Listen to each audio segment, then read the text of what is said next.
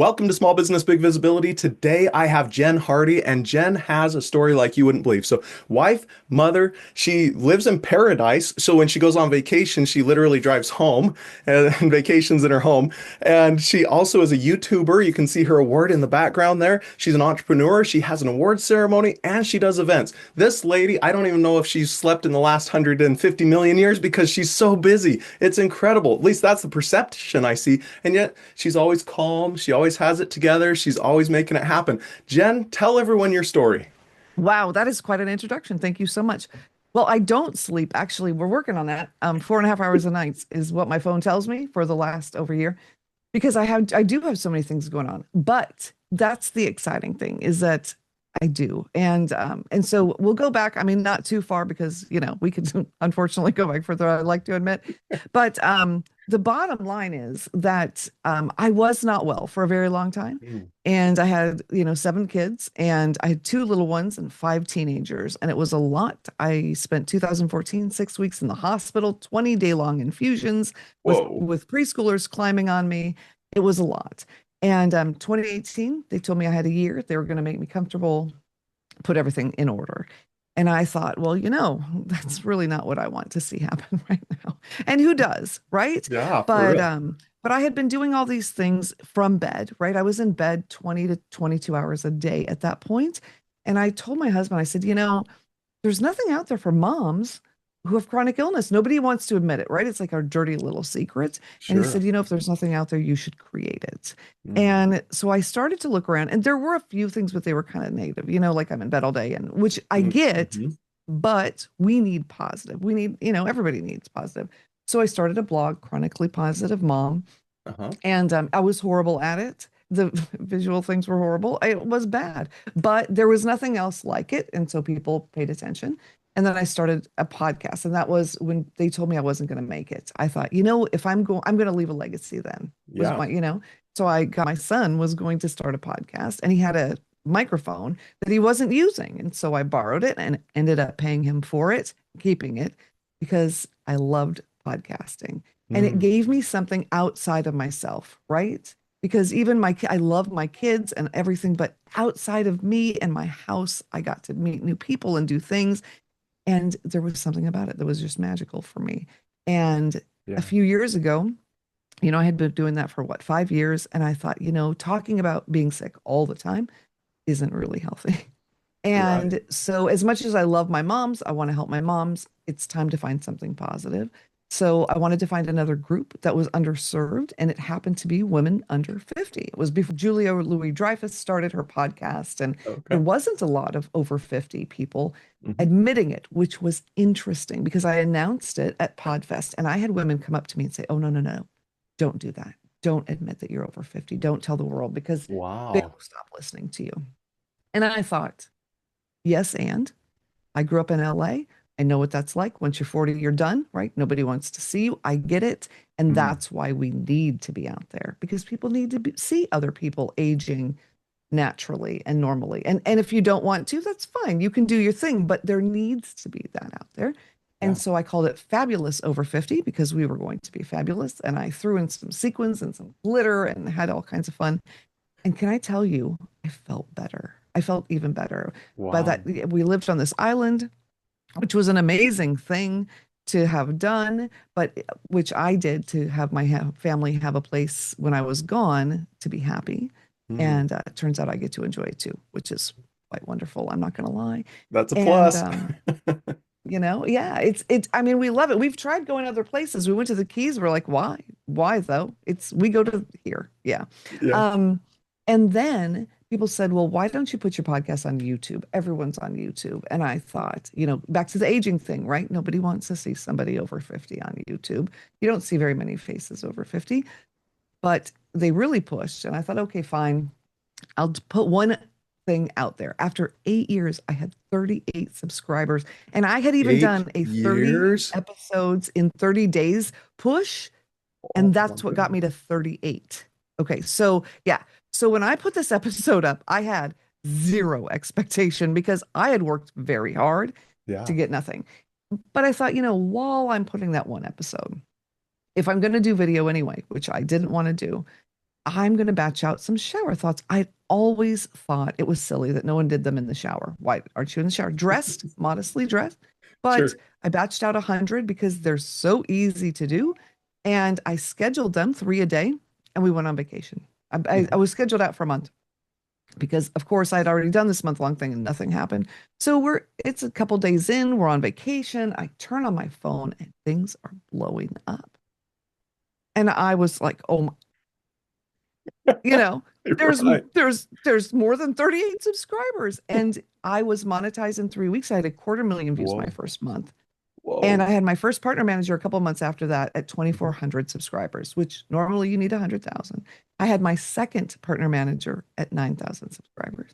Whoa. And it was off the chain incredible. And with And it that took you came 8 years of being on YouTube before you reached that moment, right? 8 years. Eight Yeah. years. Yeah. eight Now, years. granted, I didn't do a lot in those eight Sure. years, except that 30, but I did Mhm. post some things. I did that 30-day. I mean, we're talking like 30 days of long form, 30 to 45-minute content, Wow.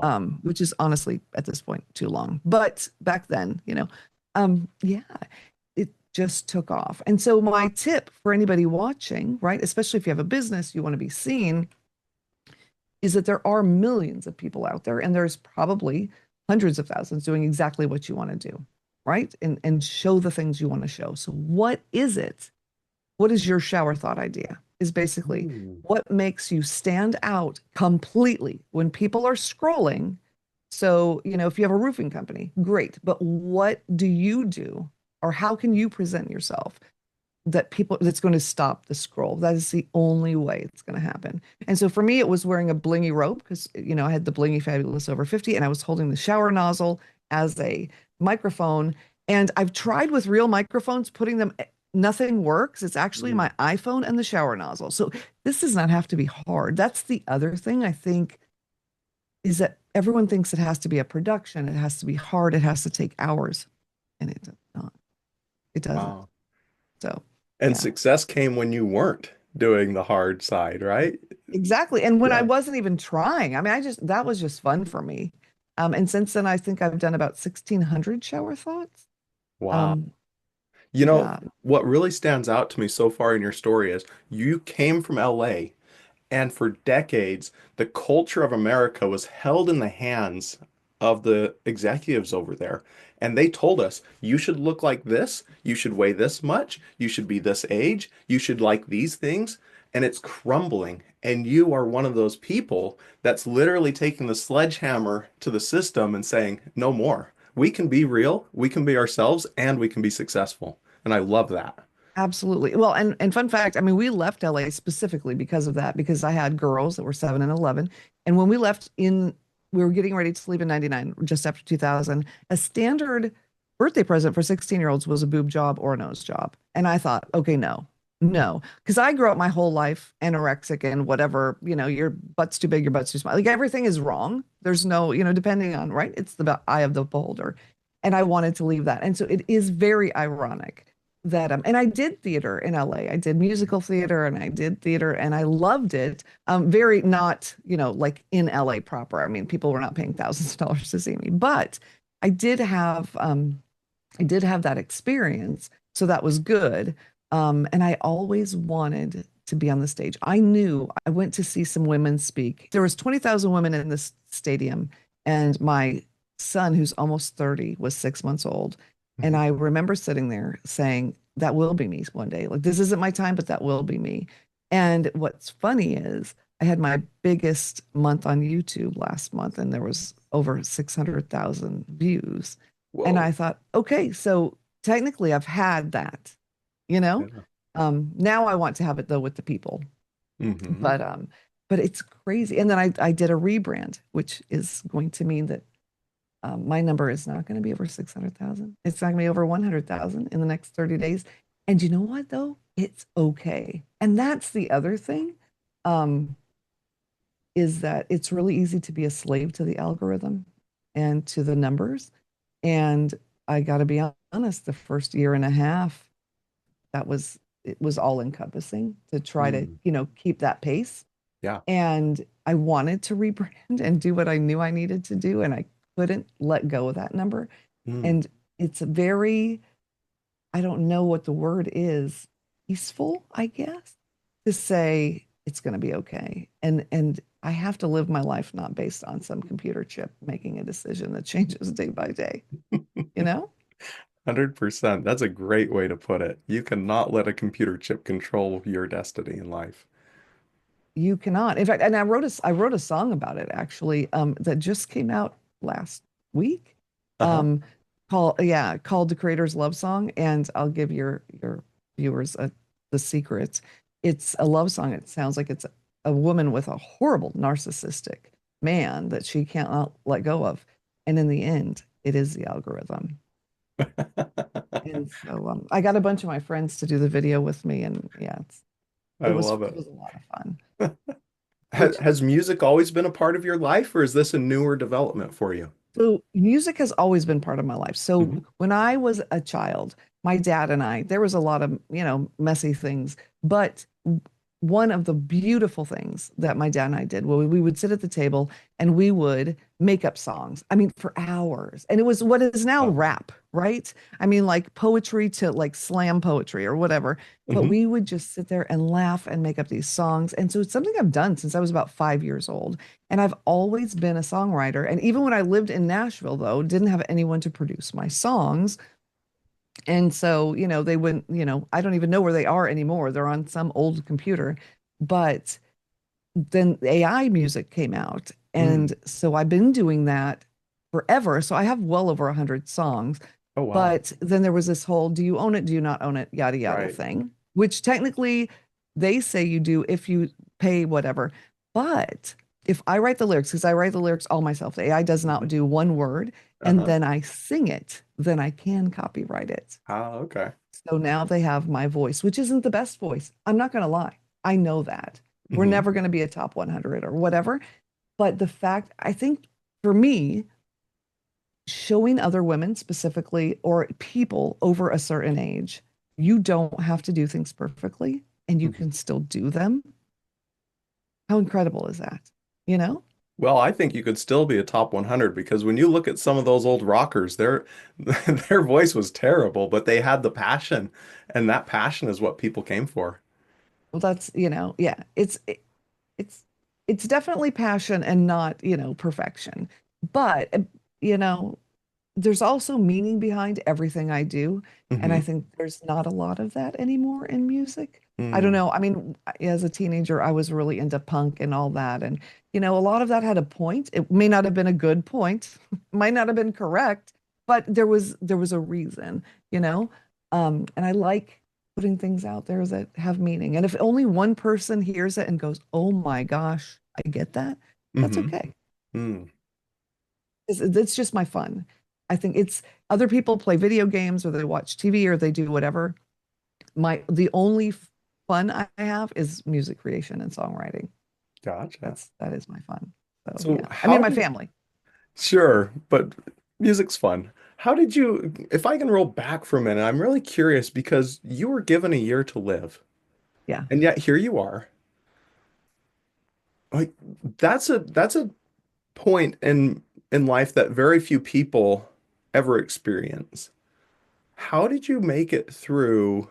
Like, did you believe you only had a year? How did you survive with that concept that I only have a year left, or did you disregard that? Like, what was your secret to get through that period? So here's a weird thing. I never thought I'd make it this far. Like even as a child, I didn't think I'd make it past 18. Like I had this thing in my head I wasn't going to make it.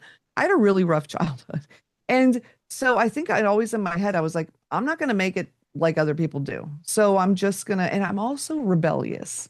So if you tell me I can't do something, that's what I'm going to probably try to do, right?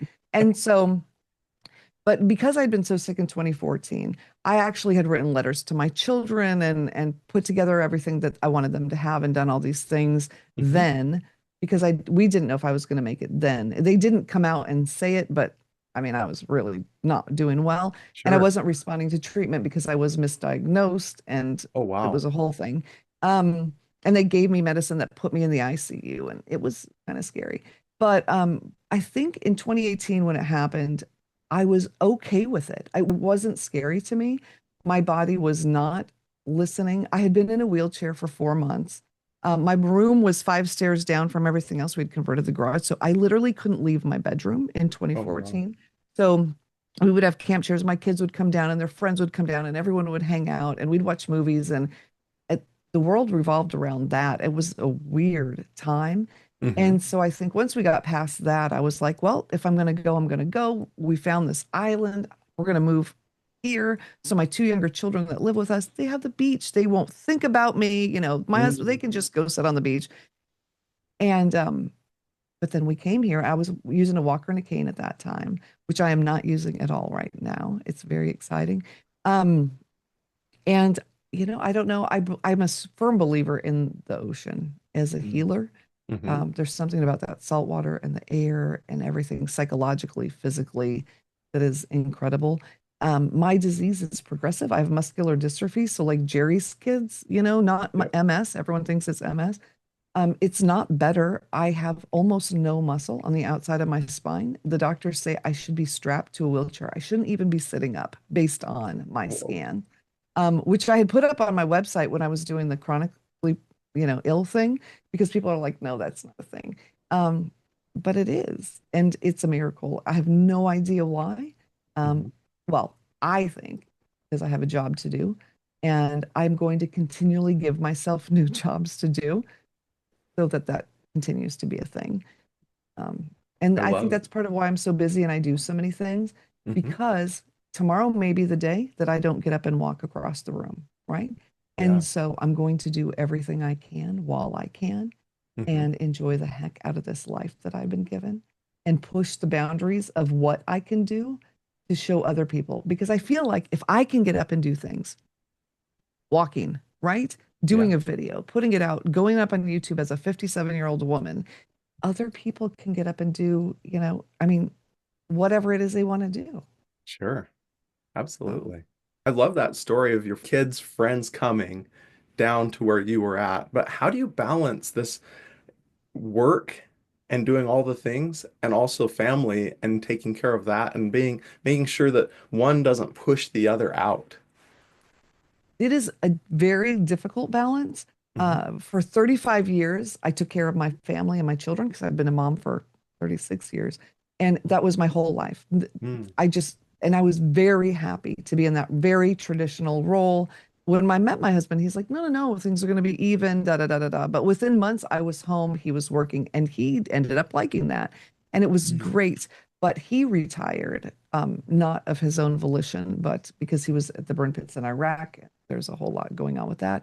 And so 3 years ago, he came home. And so I'm in a place where it's what I need to do. He set us up very well with his retirement and everything, but retirement isn't meant for you to have children either who want to go do things and buy things and whatever.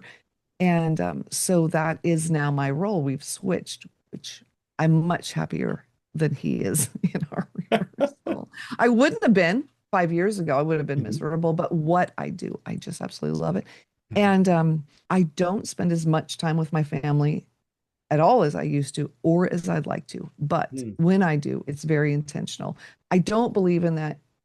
What they used to say in the 80s, you can give your children 15 minutes of quality time. That's all they need, as long as it's quality. I don't believe in that. Mm.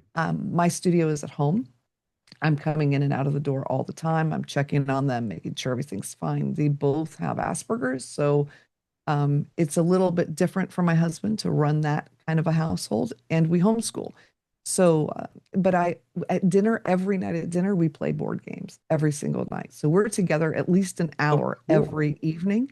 Hmm. And what's funny is that we ran into Sherry. Sherry is one of the speakers at our event, and she creates the games that we play at our table, which is wild to me. It was wonderful to meet her. We've literally had to repurchase some of the games that she actually sells because we play them so much, Exploding Kittens and Unstable Unicorns. Um, Wow. and so That's that is awesome. really our glue Mhm. because we have children that range from 14 to 36.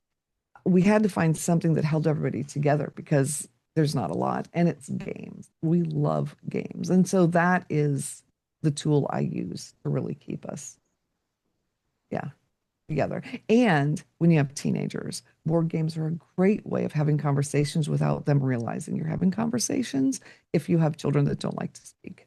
So. Absolutely. I love that. That's great. So Exploding Kittens and what was the other game that's Unstable unicorns. okay.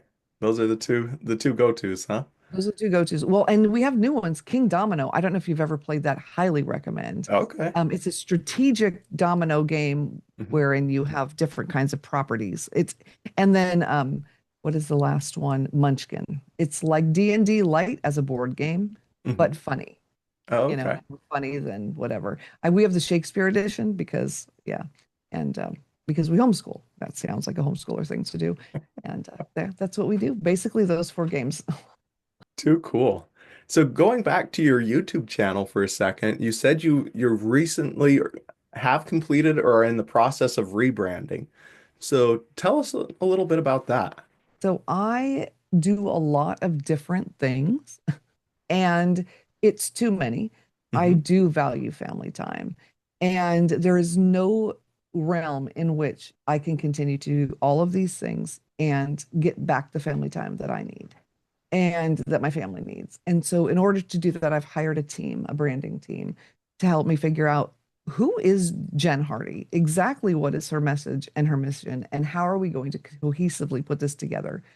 And we've done that. I've been working with them for about 3 months. They're helping me to just cohesive. Because as you and I have gotten to know each other, you know, I have a lot of big ideas that I don't always articulate so that other people can understand them. Mm. There are a lot of, in my own head. And so they're helping me do that. And so my channel and my podcast and everything are going to be that. Somebody asked how my event fits in with my business plan, and it does not.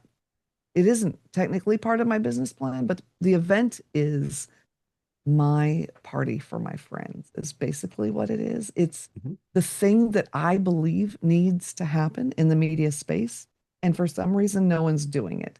And it's going to be a little rocky this year because other people, the people that I have a chance, like you, to sit down and explain the vision to are like all in. Yes, this is what we need. I just need that seat at more tables, and I'm getting them. So this is very good. We have a really incredible space here on the Space Coast for media, and I'm getting into that, which is going to be helpful. Anyway, so this rebranding thing, it's exciting. Mhm. I'm going to go back to working with women of a certain age, not necessarily naming that age, so because I don't want to cut anyone out, and helping them get unstuck. Oh, Um, okay. a lot of women my age were told they you shouldn't, you couldn't, you whatever, right? Anything Mm. that was impractical, you should not do and just forget about it. And I think we need to go back to some of those fun things and enjoy ourselves again while we can, right? Yeah, break down those walls. Yes. So now you teased a little bit on this event. Tell everyone what this event is. So the event is called the Wave of Influence. And the reason is because I firmly believe in watching the media landscape, podcasting is going to video. Traditional media, with the writer's strike really, feel like was one of the final nails in the, coming, well, one of the nails in the coffin. They're really struggling. Film, TV, whatever. I talk to so many, but nobody watches TV. I have the opportunity to be on some TV shows, and I'm like, which ones do I want to be on? Nobody knows because they don't watch it. It's crazy. And so, but YouTube is thriving, socials are thriving. And so, originally, my thought was bring podcasters and YouTubers together. Podcasters that are successful tend to skew older because they have businesses their podcast points to, and they know business. YouTubers tend to be younger. They're making a lot of money. They don't know business yet. What if we brought them together and the YouTubers could help the podcasters and they could, whatever. But then one of my speakers is traditional media. And I thought, oh my goodness, let's bring more of you in so that we can all come to the table because really, I believe 5 to 10 years from now, it's all going to be one. It's all going to be Netflix, YouTube, whatever, these independent things. And then eventually there will be a couple big companies that go back to trying to own and throttling everything as they are wont to do. But the wave in my vision is that we are the indies that come together to become the wave. So when the big guys come back, we have a space that we can stay independent and still thrive in the midst of all that. So that is my goal. A network of networks, if you will, like smaller networks that all come together to work together. That's my larger vision. Mhm. Right now, it's just bringing all the people together that I see that have big ideas, whether their people know their name yet or not. Some of them they do. You know, we've got somebody from Meta, we've got another big company we're in negotiations with, you know, Peabody Award winner, Hall of Fame podcaster, you know, the kind of people that other people want to come and hear. And then some other people that are like you, right? Everybody might not know your name, but in just talking to you for 30 minutes, I thought you have the kind of vision that other people need to hear. So, yeah. And what's amazing to me is like a lot of events are virtual, but yours is not. It is an in-person event by design. And I love that because you're bringing together people. And when people are in a room together, magic happens. And if I can just tell a quick story before we get back, I was at an event and I meet this guy who's got about a 250,000 subscribers on his YouTube channel. And we just started talking and he's trying to figure out how do I do these business things on in connection to his YouTube channel. I said, "Oh, you've got to meet this other guy." That other guy was also at the event. I was able to connect them, and had all three of us not been at that event in person physically, never would have happened. But the guy he needed to meet was an absolute expert, probably the foremost expert in America on the thing that that guy needed. And that's what happens when you bring people together. And I think it's incredible. So yours is an in person so that we can build those relationships, right? Yeah, it's in person and it's all inclusive, which I think other people are having a hard time with the figure, which but it's everything all together because what I want is people to come and they can just leave their wallet in the safe. If you want to support a sponsor, that's great, but in general, it's done. You're done. You don't worry about food, you don't worry about drinks because unfortunately at a lot and even the speakers, which is a thing that really for me was bothersome at a few of the last conferences that I went to, where the speaker will give you some information, but then you have to pay tens of thousands of dollars to join their thing to get the rest of it. And I thought, no, not at our event. At our event, the speakers aren't pitching, they aren't selling. Now, people might look at you and they might hear you and they think, oh my goodness, I want to hire you. Well, of course they do because you're brilliant, right? You don't have to pitch them. You can give them the full information of your speech. And not only that, but you have 20 minutes to speak and then 40 minutes to really educate them, whether that's Q&A or sitting at the tables or whatever. Because when I go to a conference and there's so many tracks and I hear so many brilliant things, when I get back to the room, I think, okay, I'm going to make notes. And I've got more notes. And then I get home and those notes don't really make so much sense anymore because I'm on information overload, Yeah. which leads to the last thing that just makes me tickled is that the evenings, when I met you, it was opening night, I believe, of Vid Summit, Mhm. and the music was pumping. And we were kind of off to the side. Our music will never be like that because we want conversation. I want the whole event to be the hallway conversation because that is where the magic happens, right? Just like you were saying, you introduce these people and you got to talk to them, but we can't talk to them at these raging parties. And so there will be music. I've got an incredible local girl that's an electric violin player. And so we can listen to her, but we can, Yeah. Now, when you say all inclusive, does that mean that it includes the hotel as well? it includes the hotel.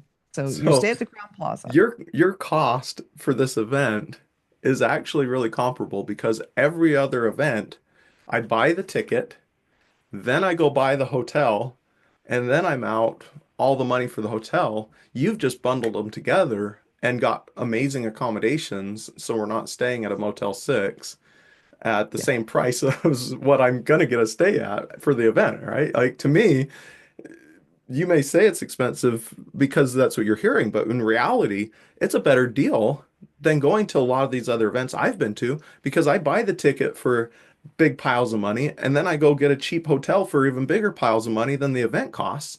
And then I'm looking, I'm like, how did I end up spending that much money? And then you have to eat several times, and there's never any food at the events. Like if you're lucky, they might hand out a water bottle or something, but you've got the hotel baked in, so that's going to actually save people And your money. food and drinks. So your food and Yeah. drinks are all covered and all the entertainment. So on Friday night, everyone's going to get in small groups on shuttles and go to local restaurants. All of that's covered. Wow. Everything except alcohol, because we thought we could spend that money better somewhere else. But yeah, everything you literally, once you walk in the door, there is nothing. And what if you need to run to the store and you need to get something? They have a shuttle that's free anywhere within 5 miles. You don't even have to Uber anywhere. Wow. Literally everything is covered. It's amazing. An amazing opportunity. And the best part is you've actually capped it to keep it intimate too. That was another real selling point for me when I heard about this is you're not going to let 1,000 or 2,000 or 5,000 people come to this. No, no, 300. And that is including our speakers and everybody because we wanted to keep it intimate. Yeah. We wanted you to feel like you might not have met every single person, but you're going to feel like you just about did Hmm. because of the intimate setting. And we are going to have a creator quest. I don't know if I told you that, or No. where we all create content while we're there. Oh, cool. Because this is something that it's this race we're supposed to be on to create so much content, right? Um, so there's going to be a little twist to that, and I'm very excited about it. So where do people go to learn more about this?